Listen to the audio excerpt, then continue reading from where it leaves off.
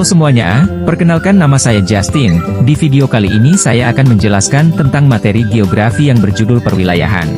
Apa itu perwilayahan dalam geografi? Perwilayahan adalah pembagian atau pengelompokan wilayah berdasarkan kesamaan karakteristik tertentu, baik fisik maupun sosial. Mengapa perwilayahan penting dalam studi geografi? Untuk memahami interaksi manusia dan lingkungan. Membantu dalam perencanaan wilayah, contoh, tata kota, transportasi, zonasi industri. Jenis-jenis perwilayahan. 1. Perwilayahan formal, homogen berdasarkan kesamaan karakteristik fisik, seperti iklim, topografi, atau vegetasi. Contoh, wilayah pegunungan, daerah gurun, atau zona tropis. 2. Perwilayahan fungsional, nodal berdasarkan fungsi wilayah sebagai pusat aktivitas tertentu. Contoh, wilayah metropolitan seperti Jabodetabek sebagai pusat ekonomi. 3. Perwilayahan vernakular, persepsi berdasarkan persepsi masyarakat terhadap suatu wilayah. Contoh, Jawa Barat dikenal sebagai wilayah pariwisata dan budaya.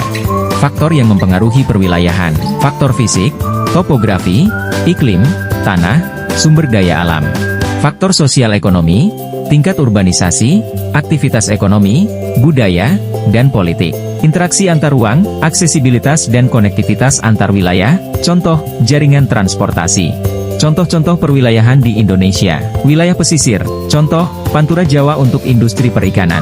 Wilayah pertanian, contoh, lahan subur di Pulau Jawa. Wilayah tambang, contoh, Kalimantan Timur untuk batu bara. Kawasan metropolitan, contoh, Jabodetabek sebagai pusat urbanisasi. Manfaat studi perwilayahan, membantu perencanaan pembangunan berkelanjutan, mengurangi ketimpangan wilayah, contoh, pembangunan infrastruktur di daerah tertinggal, menyusun kebijakan zonasi, contoh, tata ruang kota. Kesimpulan, pentingnya perwilayahan dalam memahami geografi, relevansi konsep perwilayahan dalam kehidupan sehari-hari, dorongan untuk lebih memahami wilayah sekitar sebagai bagian dari ekosistem global.